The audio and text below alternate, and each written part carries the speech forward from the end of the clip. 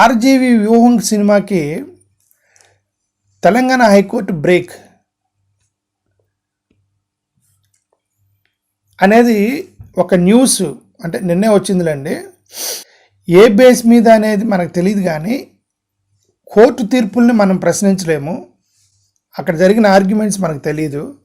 నేనేమి order copy మొత్తం చదవలేదు. వీళ్ళు ఏమని ఆర్గ్యూ చేశారని నేను చూడలేదు.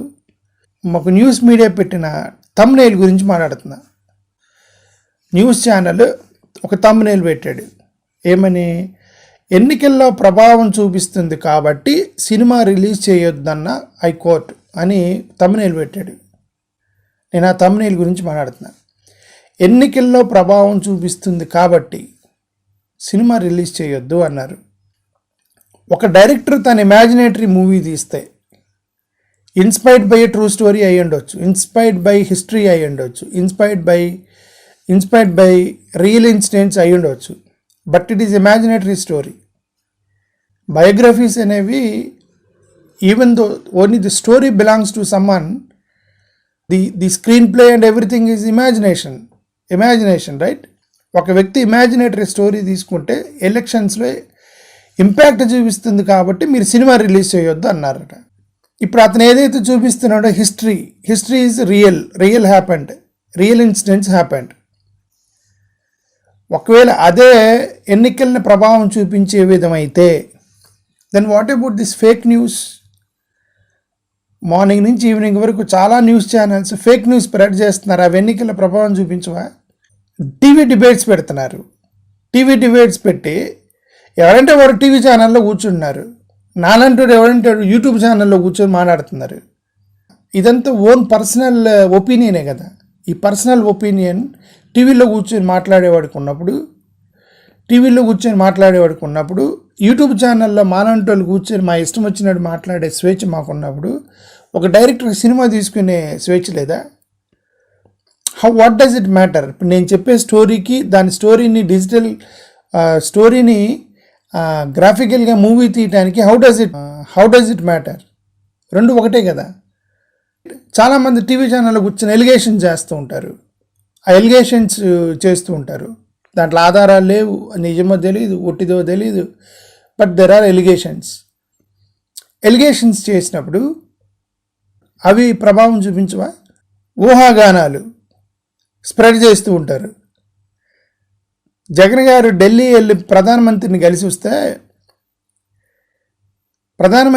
కలిసి వస్తే ఆ లోపల జగన్ గారు ప్రధానమంత్రి తప్ప సెక్యూరిటీ గార్డులు కూడా ఉండరు. వాళ్ళిద్దరూ కూర్చొని మాట్లాడుకుంటారు. బయటకు వచ్చినాక మాట్లాడతారు అంతే. లోపల no security, no PAs, no cameras. లోపల ఓన్లీ జగన్ గారు ప్రధానమంత్రి గారు కూర్చొని మాట్లాడుతుంటారు. బట్ దూరం నుంచి కెమెరామ్యాన్ మాత్రం వితౌట్ సౌండ్ రికార్డ్ చేస్తారు. వితౌట్ సౌండ్ రికార్డ్ చేసి దాన్ని మీడియాకి ఇస్తారు. దాన్ని ఇక్కడ కూర్చొని ఊహాగానాలు. ప్రధానమంత్రిని బతిమలాడుకున్న జగన్ నా దగ్గరికి రావద్దని తిట్టిన ప్రధానమంత్రి అని వీళ్ళు సబ్ టైటిల్స్ వేసి టీవీ ఛానల్స్ పెడుతుంటారే. అక్కడ జరిగింది మొత్తం అక్కడ లోకల్ ఏం మాట్లాడుకున్నారు ఎవరికి తెలియదు. బట్ వీళ్ళు ఇక్కడ ఊహాగానాలు సృష్టించుకొని రాస్తూ ఉంటారు కదా. అదే చంద్రబాబు నాయుడు గారి డీకి పక్కకి వెళ్ళి ఏం మాట్లాడుకున్నారో అని ఎవరికి తెలియదు. ఊహాగానాలు ఇవి ఎన్నికల్లో ఇంపాక్ట్ చూపించవా? విశ్లేషణ పేరుతో చాలామంది విశ్లేషకులు, నేను కూడా of course I'm not a journalist, నేను వైసీపీ కార్యకర్తగా పనిచేస్తున్నాను అంతే. నా డిస్క్రిప్షన్లో కూడా that is what I have return. I'm working for YCP అని కింద రాశాను. I'm not journalist, I'm not analyst, I'm working for YSRCP అని కిందకి రాసేది. ఎందుకంటే you should be straight forward. Disguised behaviour ఉండకూడదు. ఎనలిస్ట్ పేరుతో ఒక పార్టీని ప్రమోట్ చేయడం చేయకూడదు, టీవీ ఛానల్ పేరుతో ఒక పార్టీని ప్రమోట్ చేయకూడదు. నేను క్లియర్గా వైఎస్ఆర్సీపీ కార్యకర్తనని నా డిస్క్రిప్షన్లో రాసి I'm just keeping videos, very straight forward videos. But కొంతమంది విశ్లేషణ పేరుతో ఇష్టం వచ్చినది రాస్తారు. ఈ విశ్లేషణ పేరుతో తన సొంత భావాల్ని టీవీ ఛానల్లో చెప్పినప్పుడు అవి ఎన్నికల్లో ప్రభావం చూపించవా? న్యూస్ పేపర్లో ఎడిటర్స్ కాలం అని ఒక పెద్ద స్టోరీ రాస్తాడు. న్యూస్ పేపర్స్లో ఎడిటర్స్ కాలం అని ఒకటి ఉంటుంది. మ్యాగజైన్స్లో ఎడిటర్స్ కాలం అని ఒకటి ఉంటుంది, ఆర్టికల్స్ రాస్తారు, రైట్? అవన్నీ ఎన్నికల్లో ప్రభావం చూపించవా? Newspaper road news editor కాలం అని ఎడిటర్స్ రాయొచ్చు, టీవీ డిబేట్లు చేయొచ్చు, విశ్లేషణ పేరుతో విశ్లేషకులు చెప్పొచ్చు, ఏదైనా చెప్పు, ఊహాగానాలతో ఊహించుకొని రాయొచ్చు.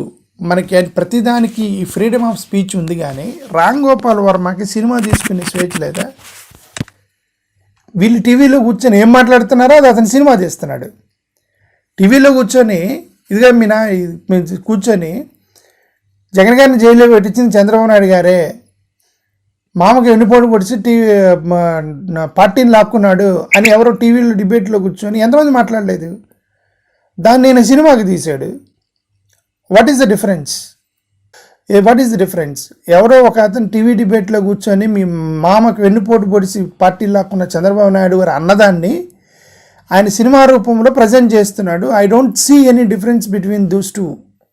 ఈ రెండింటికి పెద్ద తేడా ఉందని నేను అనుకోవట్లే. వ్యూహం సినిమా మీరు ఆపేయండి అని చెప్పినటువంటి ఆ కోర్టు తీర్పు ఏది ఉందో అదే కోర్టు తీర్పు it should shut down all the TV channels. ఎందుకంటే ఇవి కూడా ఎన్నికల్లో వీళ్ళు చెప్పేటువంటి న్యూస్ కూడా, వీళ్ళు చెప్పేటువంటి విశ్లేషణ కూడా, వీళ్ళు చెప్పే ఎడిటర్స్ కాలం కూడా, ఇవన్నీ కూడా వాళ్ళు ఇమాజినేటరీ విశ్లేషణలు, ఇమాజినేటరీ బులెటిన్స్, ఇవి కూడా ఎన్నికల్లో ప్రభావం చూపిస్తాయి. వీటిని ఆపేస్తారా? సినిమా మాత్రమే ఎందుకు ఎన్నికల్లో ప్రభావం చూపిస్తాయి? Why not digital television channels debates? Why not digital television imaginary analysis అనేది ఒక పెద్ద question mark. Anyway, Ram Gopal Varma గారికి తెలుసు ఎలాగ దీన్ని హ్యాండిల్ చేయాలో.